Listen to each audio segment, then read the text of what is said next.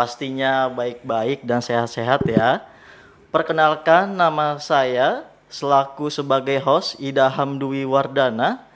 Senang sekali rasanya pada hari ini, Senin 2 Juni 2025, kita bertemu kembali lagi di live IG dalam program Bincang-Bincang di episode 90 dengan tema pada hari ini, sosialisasi kurikulum baru program studi pendidikan fisika. Di sini sudah ada narasumber kami yang cukup luar biasa. Mari kita sambut ada Ibu Dr. Widya Si, MPD, selaku Ketua Program Studi Pendidikan Fisika pada FKIP. Halo Ibu Widya. Halo, Assalamualaikum warahmatullahi wabarakatuh. Waalaikumsalam. Apa kabar Ibu Widya? Alhamdulillah baik, sehat. Baik. Sebelum dimulai, silakan Ibu Widya untuk sapa-sapa terlebih dahulu untuk sahabat-sahabat UT-nya. Halo para mahasiswa FKIP, khususnya program studi pendidikan fisika dimanapun berada. Mari ikuti bincang-bincang mengenai sosialisasi kurikulum baru atau kurikulum 2025 untuk program studi pendidikan fisika FKIP Universitas Terbuka. Baik, untuk hal selanjutnya kami langsung saja mulai untuk kurikulum baru untuk FKIP. Yang pertama, latar belakang kurikulum 2025 Fakultas FKIP seperti apa Ibu Widya? Baik, Mas. Saat ini kan terjadi perkembangan teknologi yang cukup pesat, di mana juga perkembangan teknologi ini mempengaruhi ke dinamika masyarakat dan juga kebutuhan dunia kerja. Selain itu juga adanya perkembangan ilmu pengetahuan, tantangan global dan sistem pendidikan yang terus berkembang. Nah, dengan adanya perubahan-perubahan ini, FKIP UT termasuk Universitas Terbuka ya, nah, FKIP di dalamnya juga berkomitmen untuk mewujudkan UT sebagai PTJJ berkualitas dunia. Untuk itu sesuai dengan Permen 2023 UT program studi pendidikan fisika juga melakukan perubahan kurikulum, yaitu yang sesuai dengan kurikulum OBE, dan perubahan kurikulum ini diimplementasikan mulai 2025.2. Jadi ini semester ini sebenarnya sudah mulai registrasi untuk kurikulum baru, begitu. Nah, perubahan kurikulum ini juga berimplikasi terhadap adanya perubahan visi misi prodi, di mana visi merupakan visi keilmuan ya berubah, terus profil lulusannya berubah, capaian pembelajaran, kode mata kuliah, kode bahan ajar, perubahan komposisi penilaian, perubahan mata kuliah dalam setiap semester, yang paket-paket semester juga berubah, penambahan jumlah mata kuliah praktek praktikum serta perubahan layanan. Namun begitu perubahan ini sama sekali tidak akan merugikan ke mahasiswa, begitu ya. Karena hal yang sudah dilakukan mahasiswa di semester kemarin atau mata kuliah yang sudah ditempuhnya akan disetarakan dengan mata kuliah di kurikulum baru ini. Mungkin namanya berbeda, tapi ada yang secara konten, secara konten itu sama. Yang ada beberapa mata kuliah baru yang memang kebijakan dari Dikti dan juga dari kebijakan universitas yang mungkin nanti akan ditayangkan juga, gitu ya. Baik. Jadi untuk tersebut, untuk kurikulum barunya semuanya sudah berubah seperti kode mata kuliahnya dan untuk menambah SKS-nya juga ya Ibu Widya. Iya. Baik. Untuk selanjutnya, untuk profil, visi dan tujuan untuk FKIP seperti apa?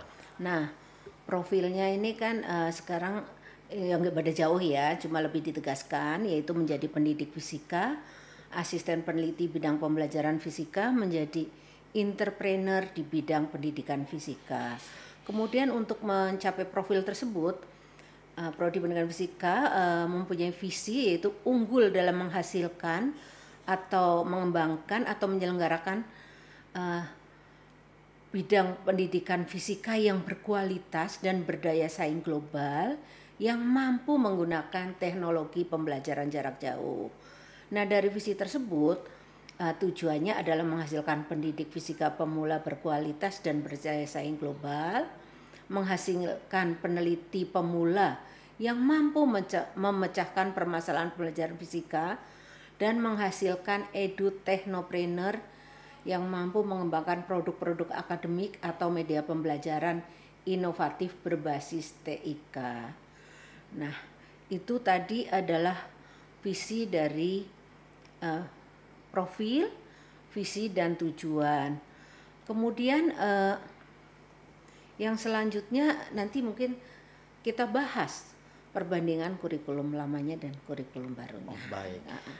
Untuk selanjutnya, untuk perbandingan kurikulum lama dan kurikulum baru untuk pendidikan fisika 2025 seperti apa Ibu Widya? Oke, ini yang mungkin menjadi agak sebagian gelisah gitu ya.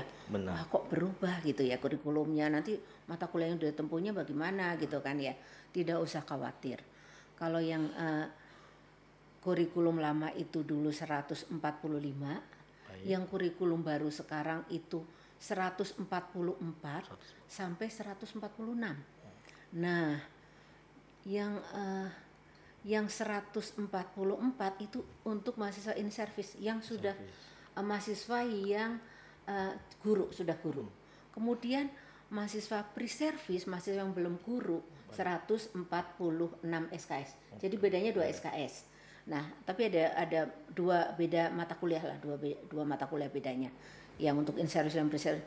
Nah, ini yang perlu mahasiswa ketahui dan tolong juga alumni atau yang lain promosikan bahwa prodi pendidikan fisika dan prodi-prodi lain di FKIP saat ini menerima mahasiswa yang belum guru. Kalau yang sebelum-sebelumnya kan harus yang sudah menjadi guru dibuktikan dengan surat keterangan mengajar. Nah, sekarang ini mulai semester ini boleh yang belum guru asalkan minimal lulus SLTA gitu. Nah, kemudian kalau dari kode mata kuliah, kalau dulu itu misalnya PV, kodenya depan PV ya, sekarang SPFI gitu ya. Karena nggak boleh kode sama, kode depannya, nanti bingung sistem di UT gitu ya. Kemudian dulu itu yang kurikulum lama tidak ada nama mata kuliah pilihan, tidak ada mata kuliah pilihan. Nah, sekarang harus ada. Ini kan mengikuti kebijakan dari perguruan tinggi dari Dikti ya. Jadi disediakan mata kuliah pilihan yang sesuai nanti untuk menunjang tadi profil gitu, misalnya menjadi teacher edupreneur gitu ya, terus juga menjadi peneliti gitu ya, peneliti pemula. Nah, ini juga disediakan mata kuliah pilihan, yaitu memilih 6 SKS dari yang telah disediakan. Dari 5 mata kuliah, pilihlah minimal 6 SKS begitu. Kemudian bedanya kalau yang dulu itu mata kuliah praktikum itu ada praktikum IPA, fisika 1, fisika 2, pemantapan kemampuan mengajar, pemantapan kemampuan profesional, karya ilmiah. Nah, sekarang di kurikulum baru mata kuliah tersebut masih ada ditambah mata kuliah yang lainnya. Nah, mata kuliah praktiknya tadi tambah ya. Jadi ada praktikum IPA sama fisika dasar itu dulu praktikum fisika 1, kemudian praktikum fisika 2 namanya di kurikulum baru praktikum fisika dasar lanjut, terus juga ada pembelajaran mikro itu mata kuliah yang baru. Ada pengenalan lapangan persekolahan, metode penelitian, pemberdayaan masyarakat, dan tugas akhir program sarjana. Ini semua tadi ada 8 mata kuliah adalah untuk program pre-service yang belum guru. Ada 2 mata kuliah yang baru, yaitu pembelajaran mikro dan pengenalan lapangan persekolahan. Nah, untuk program in service, pengenalan lapangan persekolahan dan mikro tidak diberikan, tapi adanya pemantapan kemampuan mengajar karena sudah menjadi guru gitu ya. Nah, terus yang mata kuliah metode penelitian, kalau semester sebelumnya kurikulum lama itu adalah mata kuliah konseptual, untuk yang kurikulum baru menjadi mata kuliah praktek di mana mahasiswa difasilitasi untuk menyusun proposal penelitian yang nantinya akan diteruskan ke tugas akhir program sarjana gitu ya. Nah, di sini juga nanti ada pertanyaan juga terkait pertanyaan mahasiswa. Kok sekarang ada tugas akhir program skripsi istilahnya gitu ya. Tidak usah khawatir. Dari semester-semester atau dari kurikulum yang sebelumnya mahasiswa FKIP kecuali mahasiswa teknologi pendidikan itu sudah ada skripsinya, cuma tidak ditulis skripsi, yaitu ada mata kuliah PKP zaman dulu, pemantapan kemampuan profesional. Itu adalah skripsi yang merupakan tugas atau mata kuliah untuk memfasilitasi mahasiswa melakukan perbaikan pembelajaran berbasis PTK, penelitian tindakan kelas. Nah, itu dulu udah ditempuh oleh mahasiswa, udah ada mata kuliah itu. Kemudian ada setelah skripsi yang PKP itu, PKP jadi, itu kan diubahlah atau dikemas menjadi artikel ilmiah. Dan mahasiswa kemarin pun ketika kurikulum lama dapat mata kuliah itu. Jadi dapat dua mata kuliah. PKP dan artikel ilmiah. Nah, yang kurikulum baru itu mata kuliah itu ada, tetapi menjadi tidak dua-duanya harus diambil. Yaitu skripsinya boleh mengambil skripsi yang PKP, boleh mengambil artikel ilmiah. Bobotnya masing-masing 6 SKS gitu ya. Jadi kalau yang kurikulum lama itu kan dua-duanya ditempuh. Ini enggak, satu saja. Berarti gitu. pilih salah satu. Iya. Nah, kemudian kalau yang belum guru, yang mahasiswa pre-service, bagaimana? Kan kalau skripsi PKP itu kan memantapkan kemampuan mengajar, menjadi lebih profesional ya, pemantapan kemampuan profesional gitu. Nah, boleh pilihan skripsinya penelitian pendidikan, begitu. Karena belum jadi guru, belum punya kelas, gitulah ya, gitu. Boleh juga artikel ilmiah, gitu. Jadi bedanya kalau yang di mahasiswa sudah guru itu skripsinya PKP atau artikel ilmiah. Kalau yang belum guru skripsinya penelitian pendidikan atau artikel ilmiah. Nah, seperti itu ya Mas ya. Kemudian masih ada lagi Mas. Kalau evaluasi hasil belajarnya itu kalau untuk mata kuliah metodologi penelitian ya dulu bedanya ya dengan kurikulum lama dan baru. Kalau dulu itu 2 SKS, bentuknya ujian akhir semester dalam bentuk tes biasa itu, tes paper and pencil test. Kemudian kalau kurikulum baru membuat proposal tadi yang udah disebut gitu ya. Yang beda kurikulum lama dan baru lainnya, kalau yang kurla itu 4 SKS, bentuknya tugas akhir program tapi ujian komprehensif tertulis. Nah, untuk kurba 6 SKS bentuknya skripsi tadi ya, yang boleh memilih skripsi PKP atau penelitian pendidikan atau artikel ilmiah gitu. Kemudian kodenya kalau yang kurla itu PV 4500, kalau yang kurba SPFI 4460 untuk artikel ilmiah dan SPFI 4471 untuk yang pilihan skripsi. Selanjutnya perbedaan lainnya, kalau persyaratan TAP itu dulu itu menempuh mata kuliah praktikum, lulus mata kuliah praktikum, telah menempuh N-19, IPK untuk N-19 minimal 2, lulus mata kuliah PTK gitu ya. Tapi untuk yang kurba itu tidak seperti itu. Kalau lulus nanti khawatir berat gitu ya, telah menempuh mata kuliah. Jadi misalnya sudah menempuh semester sebelumnya tapi belum lulus, itu boleh.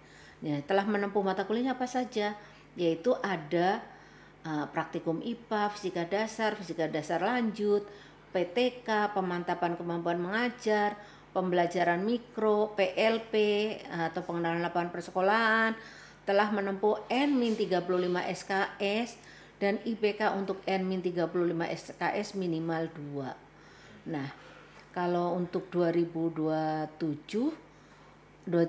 lah IPK minimal 2,5. Nah, sekarang masih dikasih kelonggaran, IPK-nya 2 boleh menempuh itu. Nah, mata kuliah prasyarat TAP ini ada di mana? Ada di bawah struktur kurikulum yang di katalog prodi pendidikan fisika gitu ya. Kemudian beda lainnya, kalau yang kurla IPK lulus itu minimal 2 kan, telah lulus seluruh mata kuliah IPK-nya 2. Nah, untuk yang kurba mulai 2027 minimal 2,5. Tapi kalau sebelumnya masih 2 boleh, gitu ya. Itu adalah perbedaannya yang kurla dan kurba. Nah, silahkan apalagi yang mungkin mau Baik. ditanyakan. Jadi untuk yang IPK itu masih 2,00, untuk Iya. yang di 2027 nantinya akan naik jadi 2,5 ya Bu ya, Ibu Iya, Widya. betul. Baik, untuk selanjutnya untuk kurikulum baru 2025 untuk pre-service dan in-service Ya. terkait tentang pendidikan fisika seperti apa Ibu Widya? Oke, makasih. Nah, ini yang sesuatu yang baru lah ya, baru banget ya, bahwa prodi pendidikan fisika dan prodi-prodi lain di FKIP terkecuali untuk prodi teknologi pendidikan itu menerima mahasiswa pre-service yang belum guru, gitu ya. Jadi tolong para mahasiswa dipromosikan bahwa memang belum jadi guru pun boleh masuk prodi pendidikan fisika. Toh nanti setelah lulus supaya menjadi guru profesional mengikuti PPG, gitu ya, program pendidikan guru gitu. Nah, bedanya pre-service dan in-service itu di mana? Kalau kode prodinya yang pre-service itu pakai 60A, yang in-service yang sudah guru 60. Kemudian jumlah SKS-nya itu yang pre-service 146, yang in-service 144. Mungkin maaf tadi ada yang salah sebut ya, 145 ya, 144 gitu ya. Nah, kode mata kuliahnya dulu kode mata kuliahnya itu yang pre dan in service itu sama. SPFI dengan angka-angka gitu ya, yang sudah ada ketentuannya lah, angka berapa gitu ya. Kalau 4 itu angka program sarjana, 1 itu tahun, 01 itu urutan mata kuliah ya, misalnya SPFI 4101 gitu ya. Nah, kemudian jumlah mata kuliah yang praktek-praktikum tadi juga sudah disebut, mata kuliahnya sama untuk pre-service dan in-service, kecuali kalau yang pre-service itu dapat mata kuliah pembelajaran mikro dan PLP. Kalau yang pre-service ya, PLP, pembelajaran mikro dan mikro atau PLP, dan maaf dua mata kuliah ya, dapat pembelajaran mikro dan dapat mata kuliah PLP, yaitu pembelajaran mikro 2 SKS, kalau PLP itu 4 SKS. Kemudian kalau untuk in service tidak dapat kedua mata kuliah itu, mikro dan PLP tidak dapat, tapi dapat mata kuliah pemantapan kemampuan mengajar 4 SKS. Yang lainnya itu sama, itu ya. Skripsinya beda, skripsi sedikit bedanya, penelitian pendidikan. Kalau yang in service penelitian PKP, skripsinya adalah PKP gitu.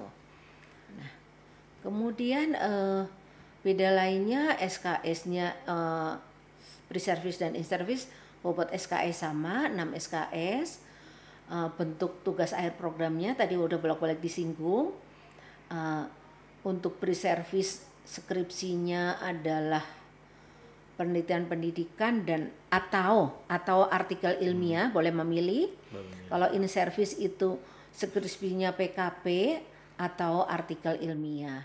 Terus tadi mata kuliah prasyaratnya sudah disebutkan ya. Mata kuliah prasyarat untuk mengikuti TAP yaitu telah menempuh mata kuliah yang tadi sudah disampaikan, lihat di bawah struktur kurikulum. Kemudian telah menempuh N-35 SKS, yaitu N-35 itu semester 2 semester terakhir tuh ya, yang belum diselesaikan. Terus IPK itu untuk N-25 minimal 2. Kalau untuk selanjutnya memang 2,5. Nah, untuk yang sampai 2021 minimal 2 gitu. Baik. Nah, untuk selanjutnya, untuk struktur kurikulum prodi Fakultas Pendidikan Fisika in service seperti apa, Ibu Widya? Nah, tadi tentang struktur kurikulum ya. Untuk in service dan pre service itu kita nanti salah satu aja yang tayangin ya. Bedanya itu hanya di 2 mata kuliah tadi. Ini untuk yang in service yang sudah guru. Nah, di semester 1 ini ada mata kuliah mekanika dan kalor yang dulunya adalah fisika dasar 1 gitu ya. Nanti mahasiswa tahulah ya. Mekanika dan Kalor, agama, pendidikan kewarganegaraan, Pancasila, pengantar statistik, profesi keguruan, biologi umum, masuk semester 1 gitu ya sampai biologi umum. Kemudian semester 2-nya elektromagnetika, belajar era digital, praktikum IPA, kimia dasar, mekanika matematika dasar ya sampai matematika dasar itu di semester 2. Karena ini banyak ya mata kuliahnya ya Mas. Mungkin di ini aja dipercepat ya biar nanti bisa untuk tanya jawab. Yang penting intinya untuk program in service itu di semester 1 itu 18, semester 2 18, semester 3 18, semester 4 19, semester 5 20 SKS, semester 6 20, kemudian 18 SKS dan yang terakhir 13 SKS. Itu adalah untuk program in service. Nah, untuk pre-service itu bedanya hanya di mata kuliah pembelajaran mikro dan PLP. Kalau yang in service mata kuliah PKM nempuh itu. Nah, ini yang in service itu 144 SKS. Kalau yang pre-service 146 SKS. Nah, ini tadi adalah komposisi untuk SKS tiap semester. Ini berlaku untuk mata kuliah untuk mahasiswa yang mengambil sistem paket semester gitu ya. Yaitu mahasiswa yang lulusan SLTA gitu ya. Tapi kalau mahasiswa yang mengikuti jalur RPL, rekognisi pengalaman lampau, itu kan dilihat mana mata kuliah yang diakui melalui RPL, sisanya mana yang belum lulus yang harus diambil, itulah yang ditempuh. Jadi tidak urut semester begitu ya. Jadi untuk mahasiswa yang jalur RPL jangan mengambil program atau paket SIPAS gitu ya. SIPAS itu yang sistem paket semester, itu ngikutin persis semester 1 18, semester 2 18 dan seterusnya. Begitu. Nah, kemudian ini saya copy dari katalog kurikulum baru. Ini ada penjelasan mata kuliah prasyarat, tugas akhir program ada di sini di bawahnya ya. Gitu. Terus juga kode ujian itu 99, tidak ada ujian akhir semester gitu ya. Yaitu mata kuliah praktek atau praktikum. Jadi nilai 100% dari praktek atau praktikum. Itu adalah untuk program tadi in service ya yang udah guru. Nah, pre-service hampir sama kayak gitu ya, ini bedanya 2 mata kuliah. Jadi kita percepat aja karena nanti waktunya biar banyak untuk tanya jawab gitu ya. Sebelumnya untuk contoh mata kuliahnya seperti apa untuk yang Fakultas Pendidikan Fisika? Contoh-contohnya untuk mata kuliah kesetaraannya. Nah, ini dia yang paling mungkin tadinya bertanya-tanya ya. Seperti apa kesetaraannya? Saya juga tidak menampilkan semua. Nanti biar teman-teman para mahasiswa itu ngelihat LKM masing-masing. Gitu ya. Nih, misalnya semester 1. Ini saya warnanya beda. Gitu. 18 SKS tuh yang kalau paket semester gitu ya. Profesi keguruan disetarakan dengan profesi keguruan di kurikulum baru. Nah, Pancasila. Pancasila itu mata kuliah baru. Dulu belum ada, disetarakannya dengan pendidikan kewarganegaraan. Terus mekanika dan Kalor disetarakan dengan mata kuliah lama fisika dasar 1. Pengantar statistik disetarakan dengan kalkulus 2. Biologi umum disetarakan dengan biologi umum. Pendidikan kewarganegaraan dengan pendidikan kewarganegaraan. Jadi ini adalah kebijakan nih dari institusi dan dari Dikti juga.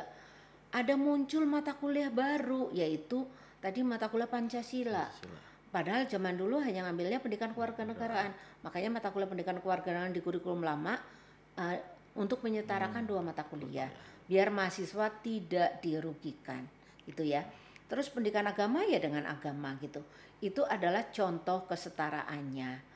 Nah, Mahasiswa tidak perlu khawatir, nanti ada mata kuliah saya yang hilang, sudah ditempuh misalnya ya, ada teori relativitas. Walaupun di kurikulum baru tidak ada teori relativitas, yang Bapak Ibu teman-teman mahasiswa yang sudah menempuhnya akan disetarakan dengan mata kuliah lain yang kadang capaian pembelajarannya beda. Disetarakannya dengan filsafat ilmu. Di kurikulum baru ada muncul mata kuliah filsafat ilmu, gitu ya. Itu disetarakan dengan teori relativitas. Nah, ada juga mata kuliah yang gini, belajar di era digital, itu kan mata kuliah baru, mata kuliah institusi, dan ini disesuaikan dengan perkembangan zaman gitu ya. Nah, disetarakannya dengan apa? Kan saya bingung gitu ya. Kemudian disetarakan dengan yang mirip-mirip atau mendekati komputer dan media pembelajaran, begitu, biar tidak merugikan mahasiswa. Itu semua hasil kesetaraannya tolong dicek di lembar kemajuan akademik mahasiswa. Sekarang sudah muncul mata kuliah sesuai kurikulum baru, gitu. Baik, untuk selanjutnya di sini sudah banyak masuk pertanyaan di akun-akun Instagram sahabat-sahabat UT yang sudah pada kepo perihal pendidikan fisika. Yang pertama ini dari akun Aisyah Aryani. Apa benar FKIP salah satu fakultas yang menerapkan skripsi, Bu? Jika iya, bagaimana pelaksanaannya? Silakan Ibu Widya untuk dijawab. Oke, Bu Aisyah Aryani itu ya. Aryani, benar. Nah, benar memang FKIP adalah salah satu yang fakultas yang ada mata kuliah skripsinya. Walaupun itu sebutan atau nama gitu ya, skripsi gitu ya. Karena apa? Itu sebenarnya semua udah melaksanakan dari yang kurikulum lama gitu ya, tadi yang sudah disampaikan ya. Jadi skripsi untuk mahasiswa FKIP UT itu bentuknya PKP, pemantapan kemampuan profesional. Sudah ada di Kurla ya, kurikulum lama. Atau artikel ilmiah Jan sudah ada juga di Kurla. Nah, kalau ini malah mahasiswanya diuntungkan. Kalau dulu artikel ilmiah itu 0 SKS. Nah, di kurikulum baru nanti akan muncul masing-masing 6 SKS. Skripsinya 6 SKS, artikel ilmiah 6 SKS. Gitu. Jadi nanti SKS-nya tambah jadinya. Karena atau kayaknya sistemnya masih itu ya, akan muncul dua-duanya. Ya udah nggak apa-apa, malah menguntungkan mahasiswa gitu ya. Nah, skripsi yang PKP itu PKP atau penelitian pendidikan itu ada di prodi pendidikan bahasa Indonesia, bahasa Inggris, pendidikan biologi, pendidikan fisika, pendidikan kimia, pendidikan matematika, pendidikan Pancasila dan kewarganegaraan, pendidikan ekonomi dan pendidikan agama Islam. Nah, untuk prodi yang PGSD sama PG PAUD, apakah skripsinya sama atau beda? Ada bedanya sedikit. Kalau untuk mahasiswa yang sudah guru, in service, itu skripsinya benar PKP dan artikel ilmiah, sama dengan yang prodi-prodi lain. Tapi untuk yang pre-service, belum menjadi guru, itu skripsinya atau tugas akhir programnya bentuknya adalah ujian komprehensif tertulis.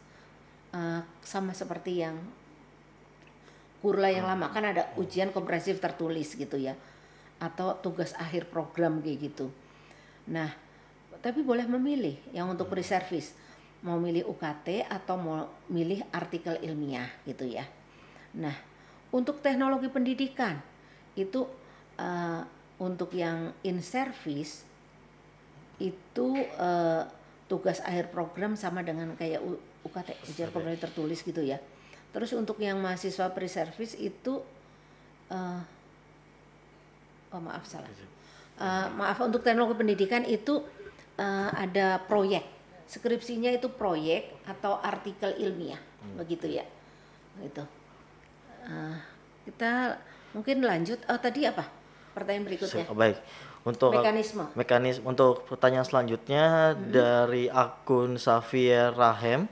Saya mahasiswa pendidikan fisika semester 3. tolong jelaskan Ibu mengenai perubahan yang ada di LKM karena saya kurang paham. Silakan iya, Ibu oke. Widya Iya. untuk dijelaskan untuk mata kuliah yang baru tersebut. Oh iya Mas, tadi juga ada yang belum kejawab gitu ya. Baik. Mekanisme pembimbingan tugas akhir program sarjana seperti apa?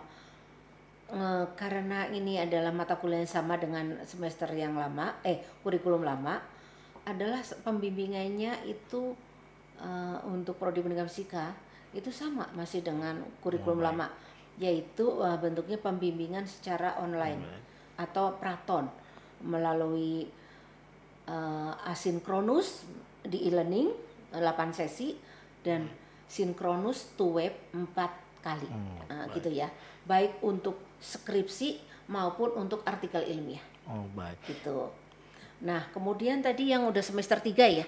Semester 3. Berarti yang untuk praton ini yang untuk praktikum itu ya Bu ya? Untuk praktek, Praktek. yaitu mata kuliah praktek Oh, yaitu tadi itu ini sebutannya adalah mata kuliah TAPS itu mata kuliah praktek. Oh, Nah, gitu ya.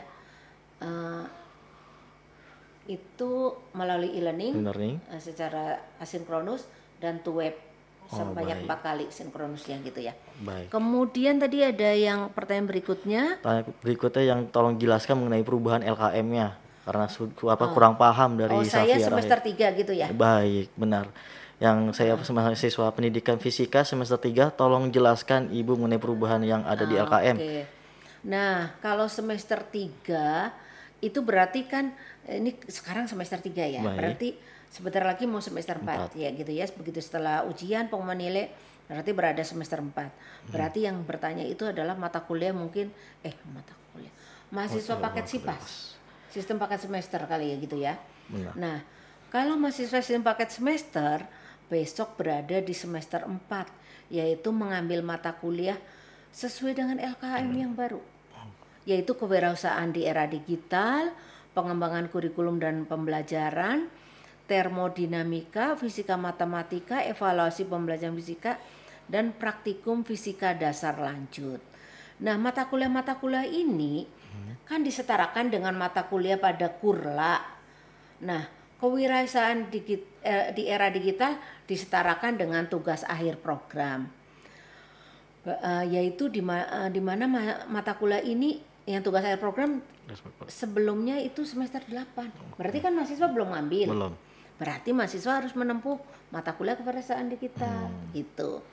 Nah, kemudian pengembangan kurikulum juga ngambil semester 4 karena di kurikulum lama juga semester 4. Termodinamika udah diambil di semester 3 mata kuliah ini. Jadi tidak perlu menempuh termodinamika lagi gitu kan. Kemudian termodinamika, fisika matematika juga sama berada di semester 4. Jadi tetap harus diambil. Evaluasi pembelajaran fisika di semester 4 ini juga sama, kurla dan kurbanya sama gitu. Harus diambil sekarang. Nah, praktikum fisika dasar lanjut disetarakan dengan praktikum fisika 2 yang harusnya ditempuh nanti di semester 5. Maju. Berarti tetap harus diambil. Jadi tadi yang nggak diambil berapa? 1 ya? 1 mata kuliah begitu. Oke.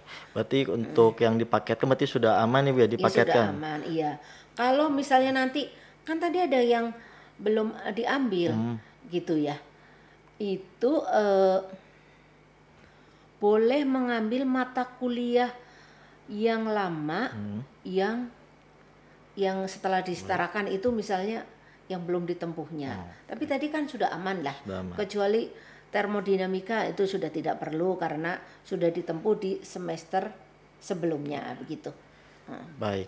Selanjutnya ada akun dari Lemlinda. Jika ada penambahan mata kuliah, apakah next semester wajib dipilih atau menjadi mata kuliah pilihan saja? Silakan Ibu Widya. Jika ada penambahan mata kuliah. Oke. Nah, ini saya udah Mas, oh iya ya udah ditayangin ya.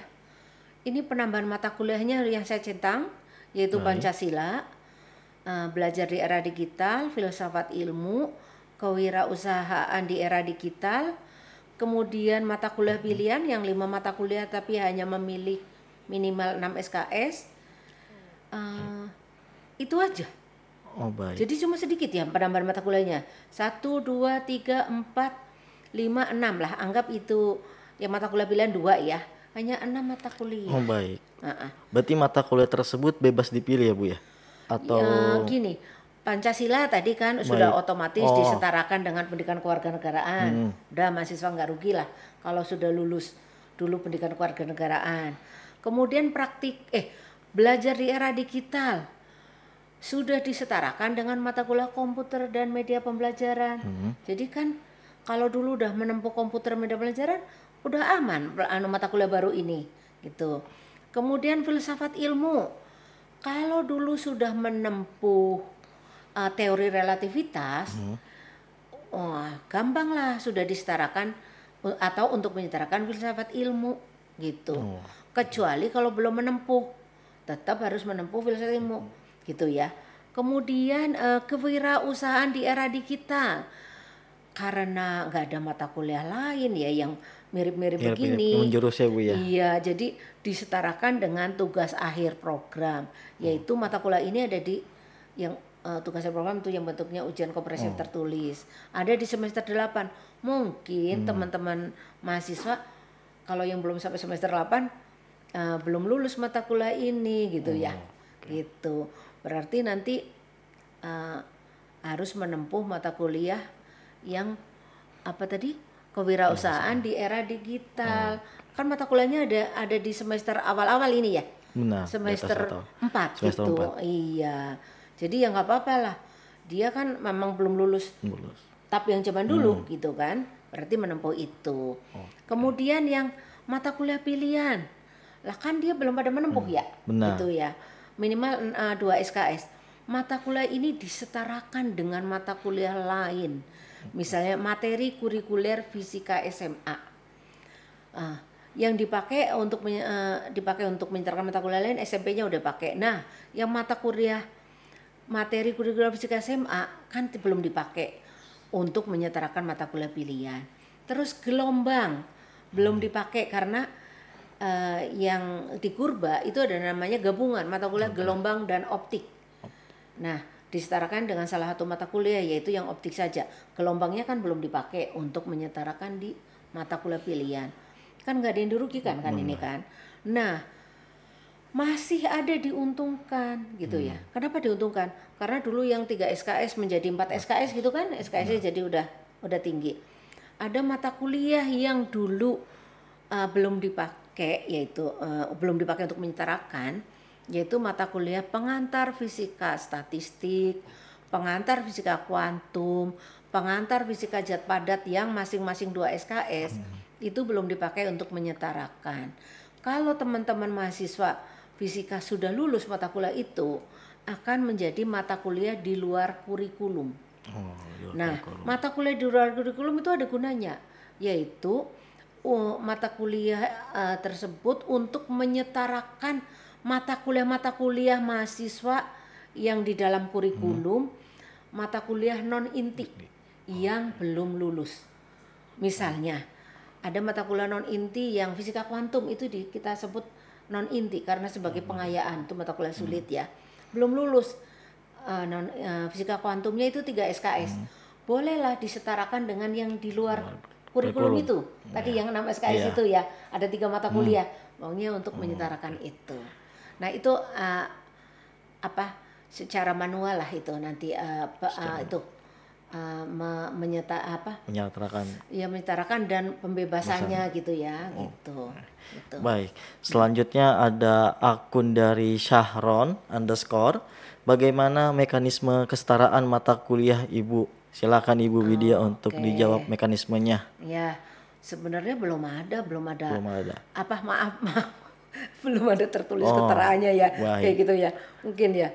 Atau mungkin udah pada ahli gitu dalam menyetarakan karena udah berapa kali melakukan perubahan kurikulum gitu ya. Jadi nggak ditulis gitu. Tapi kesetaraannya gini. Kami itu di prodi tim itu mengecek dulu mata kuliah di kurikulum baru, CPL-nya, capaian pelajaran lulusannya setara dengan kurikulum yang lama, mata kuliah kurikulum lama yang mana. Misalnya tadi yang di kurikulum baru kan mekanika dan kalor. Nah, ini CPL-nya setara dengan mata kuliah yang lama fisika dasar 1. Kita setarakan begitu. Nah, pertama yang udah setara-setara yang CPL-nya sama kita urutkan gitu ya. Nah, kemudian yang belum sama dikemanakan gitu, kayak kewirausahaan di era digital, terus belajar iya bener ya? Benar, kewirausahaan Di era digital ya. Terus belajar di era digital juga gitu ya. Itu kan mata kuliah baru yang di Kurla juga kesetaranya belum ada. Kalau ada yang mirip, mendekati, ya masih kita setarakan.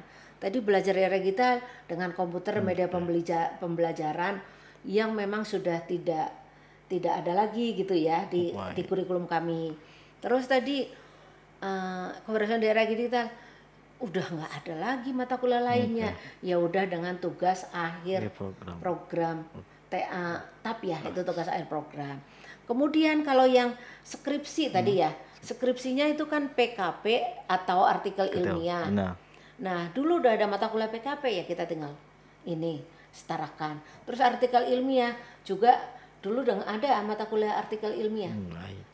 Karya ilmiah gitu, yang bentuknya nanti karya ilmiah yang dipublikasikan, itu kita setarakan itu. Gitu. Berarti untuk kesetaraan itu berarti yang menjurus yang sama ya Bu ya? Iya, CPL-nya sama. Kecuali memang sudah terpaksa nggak matching gitu, supaya mahasiswa nggak rugi, ya apa boleh buat. Misalnya tadi filsafat ilmu disetarakannya dengan apa? Teori relativitas. Ya wis kan udah nggak ada lagi. Mahasiswa sudah nggak ngambil teori relativitas, dia udah punya nilai, daripada mahasiswa rugi kan disetarakan. Gitu. Baik. Untuk selanjutnya ada akun dari Sri Yunisi. Mohon jelaskan apa syarat untuk terjaringnya TAPS di Prodi Pendidikan Fisika. Silakan Ibu Widya. Ya, tadi juga sudah bolak-balik disinggung ya Mas ya. Baik. Persyaratannya itu telah menempuh mata kuliah kalau untuk ini kan ada 2 program ya, beda ya, pre-service dan in-service gitu ya. Tapi intinya kurang lebih sama gitu ya, mata kuliahnya itu hampir sama, nanti bedanya hanya di mata kuliah PLP, PKM dan pembelajaran mikro gitu ya. Jadi kalau ini pengantar statistika harus sudah lulus, strategi pembelajaran fisika, pengembangan kurikulum, evaluasi pembelajaran fisika, metode penelitian yang tadi hasilnya proposal penelitian, proposal TAPS ya.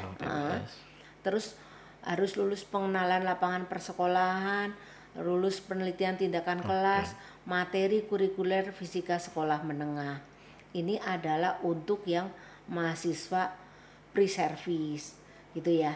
Kalau yang untuk mahasiswa in service yang sudah guru, sama harus lulus mata kuliah itu, hanya bedanya dia nggak mengambil mata kuliah pengenalan lapangan persekolahan, tapi pemantapan kemampuan mengajarnya harus sudah sudah menempuh ya, bukan lulus, sudah menempuh gitu ya. Nah, kalau yang untuk in service tadi kok pembelajaran mikronya nggak ada ya, karena pembelajaran mikro juga sebagai syarat harus sudah ditempuh ketika mau menempuh mata kuliah pengenalan lapangan persekolahan. Jadi ditulis yang pengenalan lapangan persekolahannya gitu ya. Baik, untuk persyaratan TAPS sudah dijawab dari Ibu Widya. Tambah lagi Mas, lagi? Maaf. Ada lagi? Telah menempuh minimal N-35 SKS gitu ya. Baik, IPK N-35 SKS sebenarnya masih 2,0. Masih. Sampai 2027 gitu ya. Jadi untuk yang 2027 nanti akan minimalnya 2,5 gitu. Baik. Untuk selanjutnya ada akun Aca Alova. Apa perbedaan serta hubungan antara kurikulum lama dan kurikulum baru dalam skema in-service dan peer-service, khususnya pada sistem TAPS? Silakan Ibu Widya untuk dijawab dari Aca. Jadi tadi juga udah bolak-balik disinggung gitu ya, tapi ini lagi ya ditekankan kembali. Bedanya itu pre-service dan in-service terkait TAPS ya. Kalau untuk bobot itu sama, untuk TAPS-nya 6 SKS, pre maupun in. Kemudian bentuknya kalau yang pre-service itu artikel ilmiah atau skripsi penelitian pendidikan.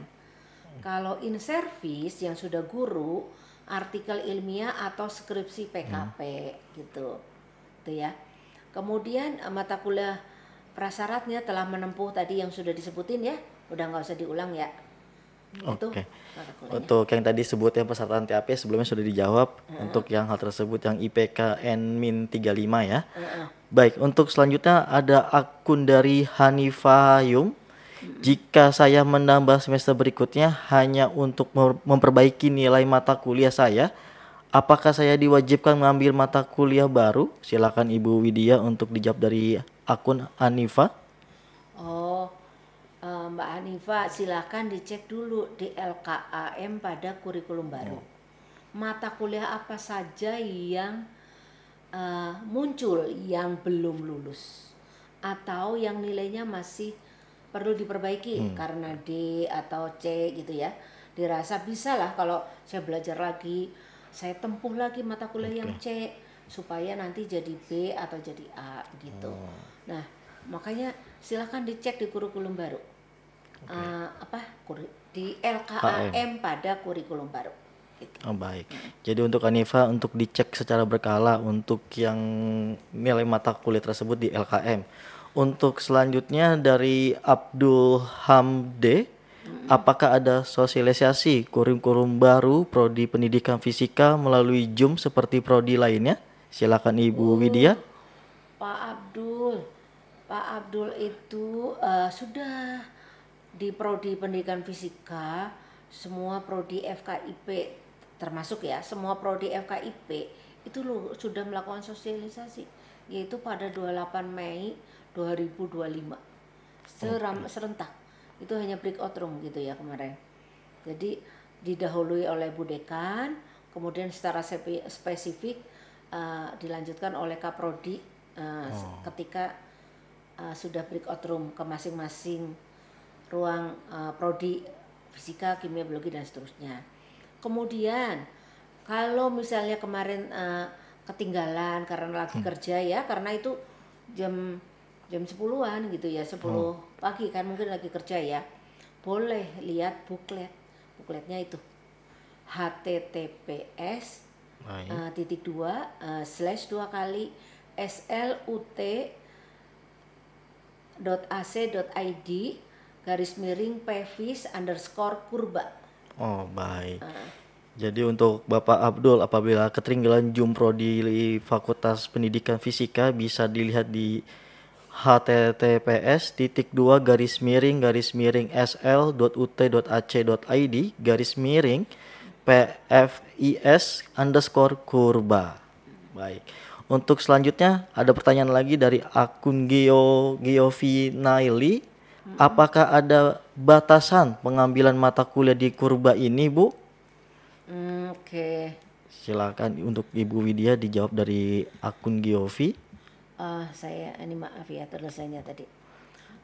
Ada batasan yang wajibnya dulu ya. Wajibnya itu mata kuliah di fisika, prodi fisika, mata kuliah di dalam kurikulum, yaitu untuk in service 144 untuk yang guru ya, 144 SKS. Yang pre-service 146 SKS. Itu kalau mahasiswanya dari SLTA. Kalau nanti yang mahasiswa yang RPL itu juga begitu dilakukan RPL juga akan muncul SKS-SKS-nya. Juga nanti totalnya harus menempuhnya juga sampai dengan 144 sampai 146. Nah, kalau mata kuliah lainnya mau ditempuh yang di luar kurikulum pendidikan fisika, misalnya mata kuliah pilihannya mau 5-5-nya ditempuh, boleh. Terus atau mata kuliah di prodi lain mau ditempuh, boleh. Nanti menjadi mata kuliah di luar kurikulum. Oh, baik. Sudah tidak terasa di penghujung acara pada hari ini. Untuk sahabat-sahabat UT yang ingin melihat tayangan ulang live IG UT, bisa dilihat melalui UT TV dan @Humas Universitas Terbuka. Sebelum acara ini kami tutup, silakan Ibu Widya. Ada yang pesan-pesan untuk yang disampaikan untuk sahabat-sahabat UT supaya lebih semangat untuk mengambil pendidikannya. Silakan Ibu Widya. Terima kasih. silahkan para mahasiswa yang ongoing ya, yang sudah menjadi mahasiswa, lihat di LKAM pada kurikulum baru. Nah, dari situlah sebagai dasar untuk mengambil mata kuliah mana yang belum ditempuhnya. Apabila nanti ada pertanyaan, boleh bertanya melalui WA group. Karena mahasiswa itu pada umumnya melalui WA group, gitu, WA group Forkom mahasiswa. Kemudian perlu atau tolong teman-teman mahasiswa atau mahasiswa prodi pendidikan fisika atau mahasiswa lainnya yang mendengarkan bahwa mulai semester ini prodi-prodi di FKIP menawarkan untuk program pre-service yang belum menjadi guru. Kalau semester kemarin itu memang untuk PGSD pagi PAUD juga sudah menawarkan pre-service dan in-service. Nah, yang prodi lain-lainnya baru semester ini, fisika, kimia, biologi, matematika, bahasa Indonesia, bahasa Inggris, PK, PKN itu semester ini menawarkan untuk yang belum guru. Gitu ya. Kemudian bila ada hal lain yang tidak mendengarkan tapi nanti ketemu, tidak usah khawatir. Kok UT itu kok ada skripsinya gitu ya? Banyak pertanyaan. Iya, gitu kan. Padahal kan masuk UT katanya supaya tidak dapat skripsi gitu ya. Gak usah khawatir. Selama ini mahasiswa FKIP UT yang mahasiswa yang keguruan itu sudah biasa mengambil skripsi, malah double loh, yaitu skripsi dalam bentuk PKP dan artikel ilmiah sekaligus, gitu kan ya. Baik.